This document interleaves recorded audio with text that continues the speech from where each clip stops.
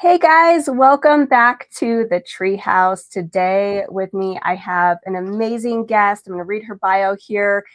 Dani is a veteran Navy spouse and part of a sixth-generation military family.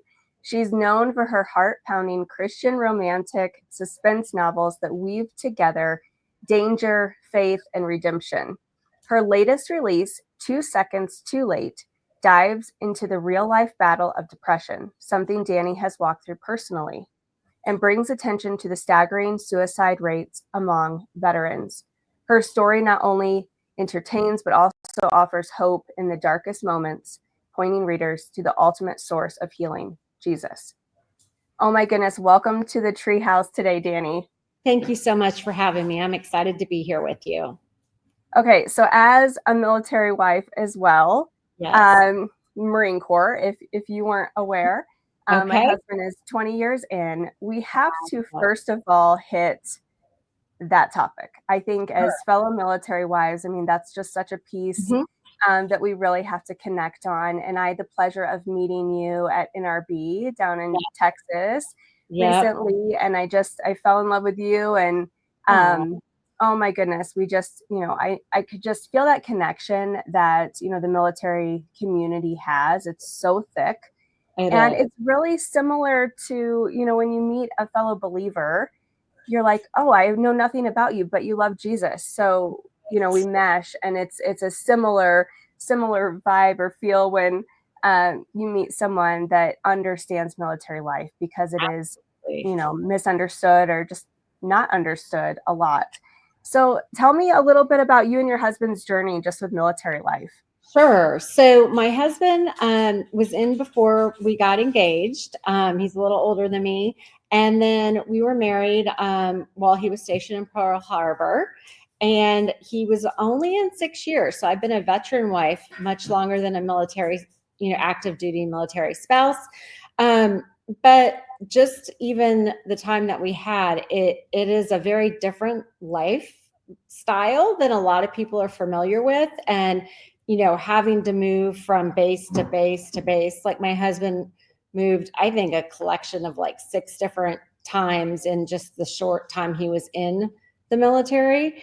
And I feel like even being a veteran wife, that veterans are also really misunderstood, particularly when they're active duty, but also when they come out of active duty and they have to kind of transition to civilian life. And I think that can be really difficult, and a lot of people don't understand that as well. And I don't think they understand too how it affects the family as a whole, how it affects kids, and how moms are very equipped to helping their kids with all the adjustments. Military moms are amazing. So that's wonderful. But yeah, there's a lot of transition, a lot of moving. I think, like you talking about the community and camaraderie, I feel like you need that because other people don't always understand the military life. And so having friends within that community, I think, is huge. Yeah, absolutely. So what's one of the struggles? I mean, I could tell you a million that we've had. So what's one of the struggles that you guys have had kind of on that? You mentioned, that transition out of the military. What kind of struggles did that bring for you guys? Yeah. So right before he got out, he was on subs. And so he was gone for a very long time. We couldn't really communicate because this was way back in the day. Yeah. And when he got back and transitioned out, it was kind of like, he started working and he transitioned a little bit what his field was. And it was kind of like, felt like part was missing. You know what I mean? Like it was just like there was something missing that he was used to doing, whether it be, maintaining, physical fitness. And so, he would run, or whether it was this, but I know he missed the brotherhood. That was part of it. That was a big transition for him.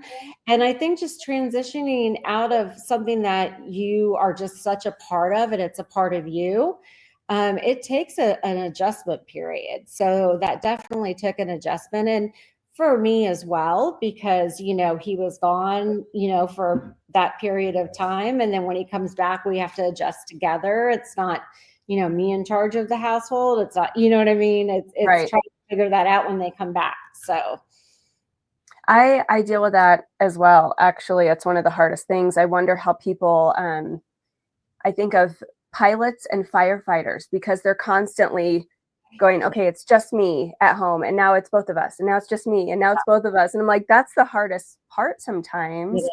Yeah. And Cody, my husband, still drills and he travels for drill Okay. to Quantico. And so when Okay. he's drilling, the first Yeah. 24 hours, it's like, hey, kids, like, you've got to respect me. You've got to listen. I know I'm just mom right now, but like, come Right. on, like, Gotta I'm get mom and back in dad. line. Yes, that's so true. Yeah, and I Mhm. grew up not far from Quantico, so in Northern Virginia, so kind of exposed Oh, to all of that growing up as well. yeah. Yeah, Yeah, absolutely. yeah. So, so part of your story is battling depression. Where does that weave into this? Yes. So depression actually runs in my family, lovely enough, all the way back through the female line to my great grandmother that we're aware of. And so I got diagnosed with depression in my very early 20s. Okay. And I struggled with stuff as a teen, and I didn't really know why, but it wasn't diagnosed till I was early 20s. And so I've been dealing with it for a very long time. And it's one of those things I wanted to share in my book that's just out 2 seconds too late about depression, anxiety, and suicide rates as well, because I feel it's very prevalent in society. And a lot of people that have depression feel ashamed, Mm, that they have it or that they should struggle quietly because they're embarrassed to share it. And I honestly look at it as it's no different, let's say, than diabetes. You need insulin. When you have depression, your brain chemistry is off and you need medicine to help level it out. But there is such a rate among teens. Unfortunately, there's a very high rate among teens. And there's a very high rate among veterans as well. The rate is 22 a day, yeah. which is insane. Yeah. So I always try in my books to bring light to something that is affecting people that somebody else might read and resonate with, or that might bring awareness to something like depression, and how loved ones can be there and be compassionate and helpful, and how the person themselves can feel like God created them and God can help sustain them through the depression, Hmm. and that they're as a Christian there always is hope. There's always God there. There's always hope. And I feel like if you're not a Christian, I'm not really sure where you would get that from. Yeah. So I'm very Yeah. thankful to be a Christian. Yeah. No, that's right. That's right. Mhm. Yeah. 22 veterans commit suicide a day. I mean, that is a strong number. Um, It it's super, super sad. And our youth are facing, I mean, I hear stories that are younger and younger all Yeah. of the time. I just heard a story recently of a little girl who was on the phone when she wasn't supposed to be. I think she was like 9. She was in New York, and her mom walked in because she heard her awake in her room, and it was like 6 a.m. and too early for her to be one awake and two on the phone. And her mom was like, "Hey, give me that. You need to go back to sleep." And so her mom took her phone, came back a while later now that she needed to be up and should be up, and the little girl had hung herself because her No. mom took away her phone. I mean, it's just like the most tragic things that it's like, My God. what in the world is our culture doing that these little kids even have the idea? Like, I don't think at Right? 9 I would have really even known fully what No. committing suicide was. No. So that's the crazy part, and it's like, are we Yes. getting this from TV, YouTube, like, where Right. or, social media, like, where are we getting this huge movement, and it needs to be shut down, like, it's terrible. It is. 9 years old, that's just horrible. So I think a lot of it is social media. I think what people are posting, I think they are exposed to a lot more on the internet than we ever were as kids. Because I agree with you, like as an 8-year-old, I would have not 9-year-old, I would not have known what that even was. Um, Mhm. at that level, even though family had it, like it wasn't really talked about until I was older. And then, but when I was a teen, they would share about it, when they felt it was appropriate. But I just think kids are really exposed to videos, and movies that are made for kids have some really rough stuff in them, and what they can read. And it's just, I think they just are getting exposed to so much that we didn't, and that can have a very negative influence. Yeah. So let's switch gears to motherhood. So Yeah. what are you doing, or what do you find yourself doing to protect your kids? And tell me a little bit about your family. Yes. So my husband and I have been married 33 years. We have two daughters, 30 and 32. Both are married. And then we have two grandkids who are 8 and 11.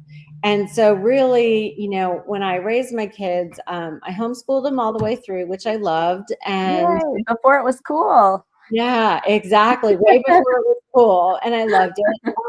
But it's with my grandchildren really right now that we're seeing what they're exposed to, and trying to feed them, if they're going to be watching something, like, how about this one instead, that's kind of edifying, or something that is hopeful, or those type of things, because there's just, between video games and video game tutorials and movies that they get to see and just different things, I feel like parents really need to kind of be on top of that, and seeing what their kids are exposed to. And so trying to, like, my daughter they have phones just because they might go to camp, or they might be at something, and if they need anything, but she'll lock out the phone time because she doesn't want them scrolling on the phone all day long. And there's parental controls and, all of that. So, but I do wonder, since they live in a very kind of different culture than we did, if that is having an effect on them as well. Yeah, no, absolutely. Those controls help a lot, but being hands-on is really what you were mentioning, is just being involved and paying attention. And we're busy. I'm busy. I totally get it. I've got a almost 15-year-old son, a 12 and a half, I have to actually think these days, 12 and a Yeah. half daughter, and 6-year-old daughter. Oh, wow. And you can kind of see their ages as they get younger, that like almost addiction or like craving of the screen gets stronger, and Yeah. it's scary. So some of the things that, I didn't even think about with my almost 15-year-old, Mhm. I'm really thinking about with my 6-year-old. And, Yes. so really just going down the line with those things, but really being hands-on and, taking the time, "Hey, mommy, can I watch this on the iPad?"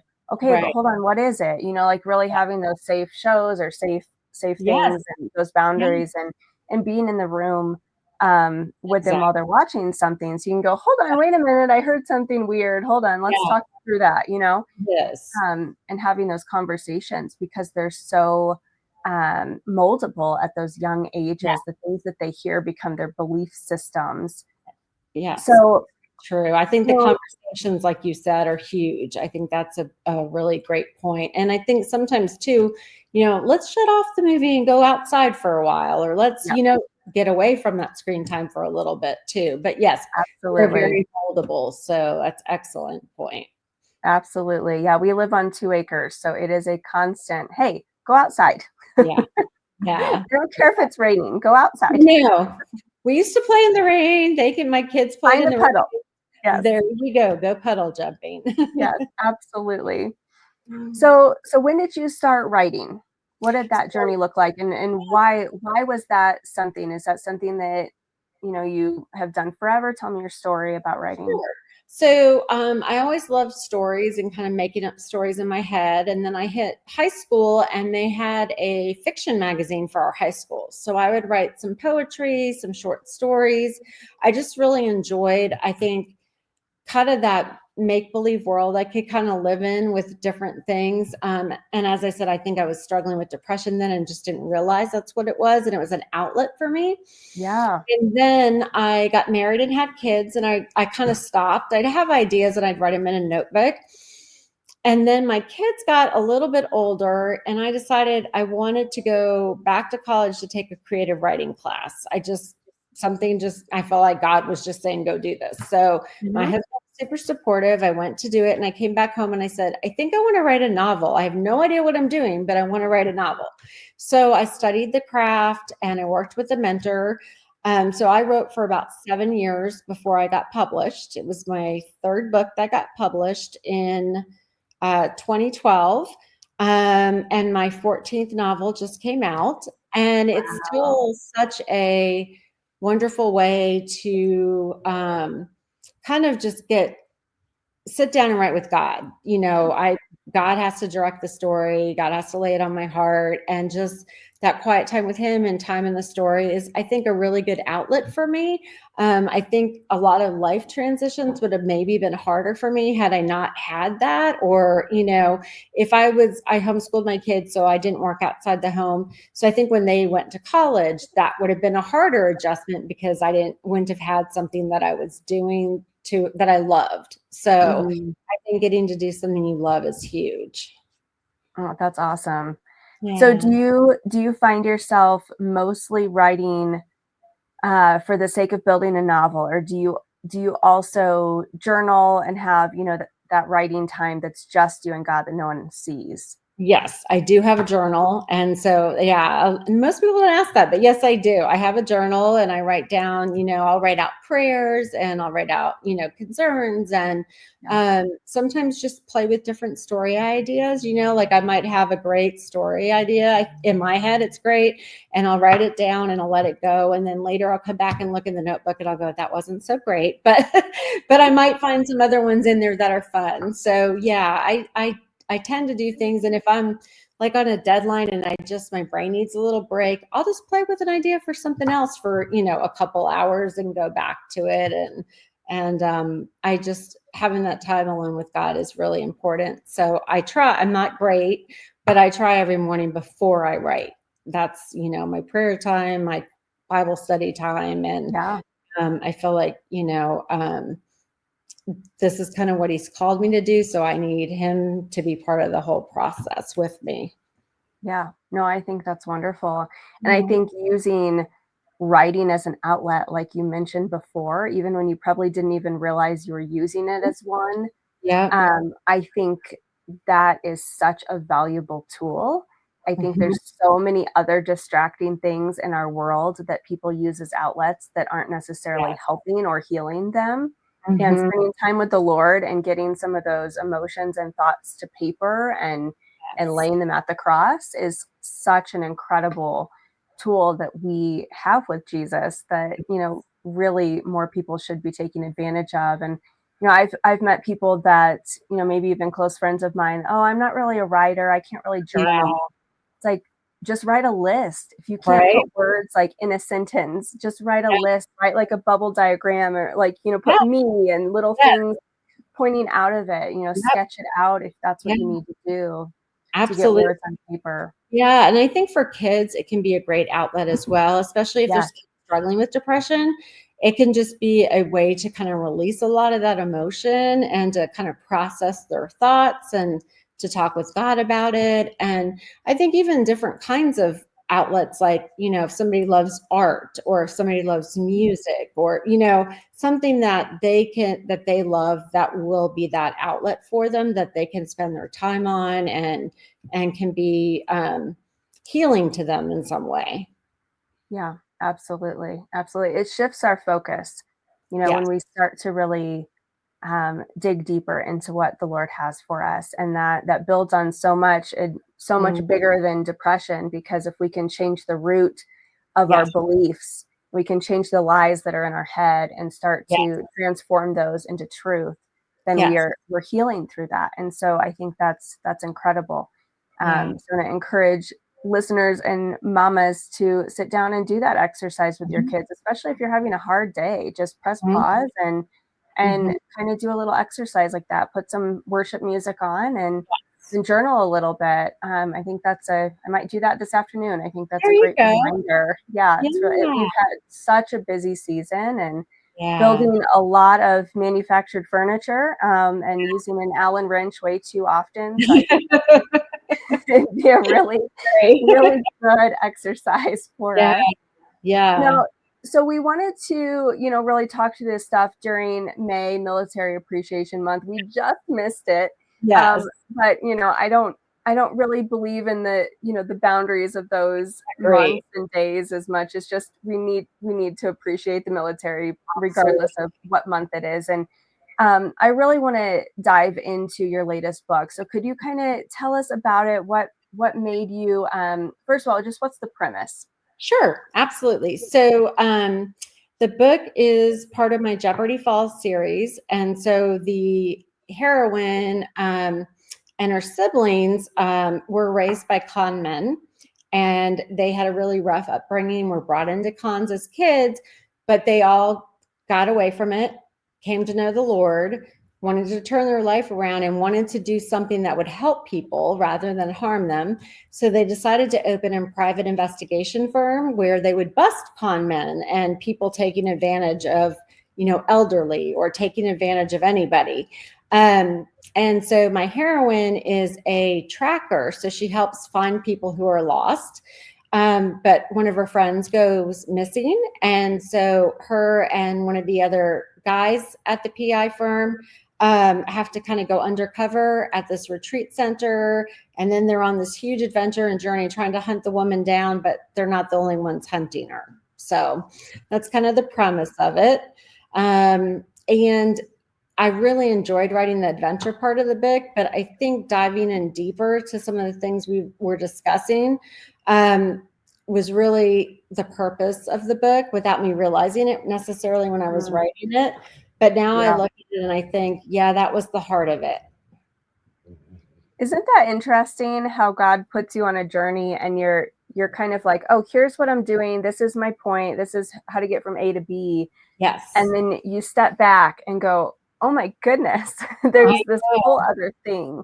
And Yes. you weren't necessarily intending on doing that, but that's how Yeah. God wove himself through it. It's really Yeah. cool.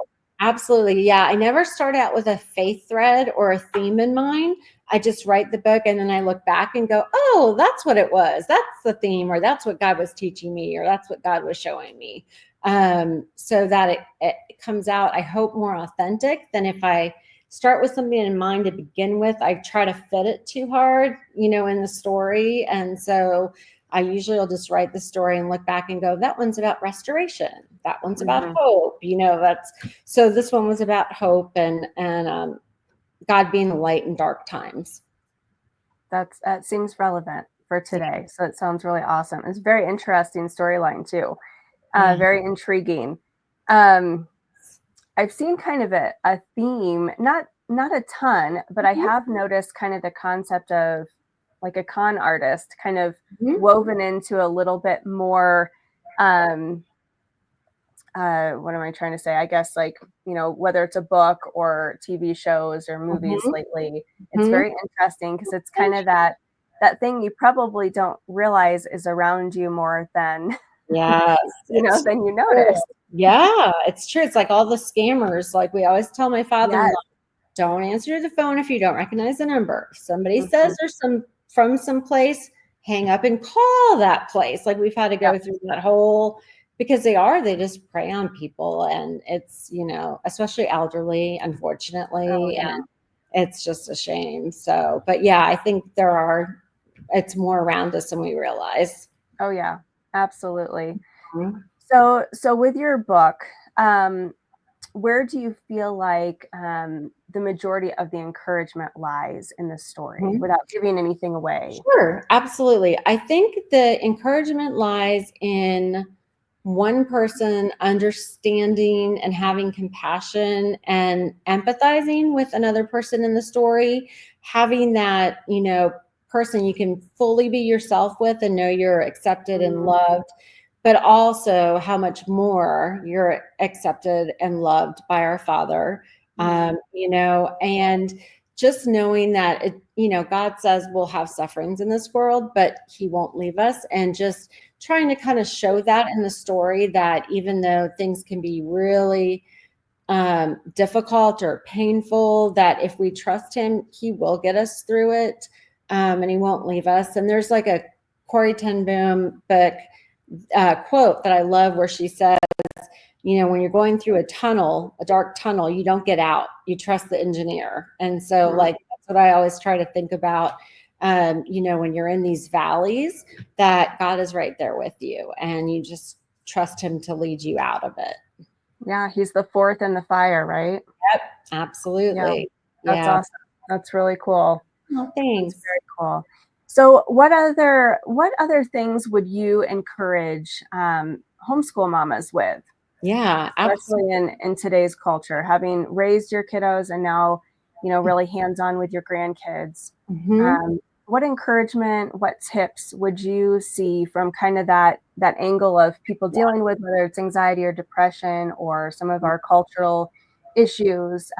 What advice would you offer? Sure. I loved homeschooling. I feel like it is such a gift for many families. You know, it's not the right fit for everybody, but for us, it was the right fit, and it was a huge gift to us. My kids still talk about loving it. And I feel like, looking back on it, I would say, and it's easier said than done, but to relax, because I remember myself and my friends being so nervous. Are we messing them up? Are we doing this right? Are we teaching well enough? And, they are getting a great education. They're getting like one-on-one time, you can take time to read books as a family for reading. Like we'd wait till my husband got home. We'd all read out loud through the Chronicles of Narnia. And it was such a great I love time. that. Yeah. And so, there's lots of ways to learn outside of just the textbook, all the way through. So I feel like being relaxed, being a little more flexible on creative ways to teach the subjects, finding a community. There's so many homeschool groups now, co-op groups, art classes, Yeah, so much. I think finding a community is huge. We were able to find that when my kids hit middle school, and it was such a blessing for us. And we stayed in the co-op all the way through till they graduated.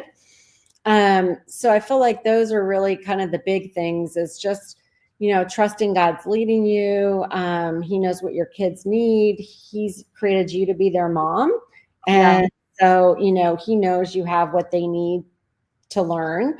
And have some fun with it. I mean, when we would learn about frogs. We would go to the creek and we would look for frogs, and we'd have a great day outside, and we would still make sure we got our math done and everything. But or doing a road trip and listening to audiobooks, and traveling around and just kind of implementing learning while you're doing that.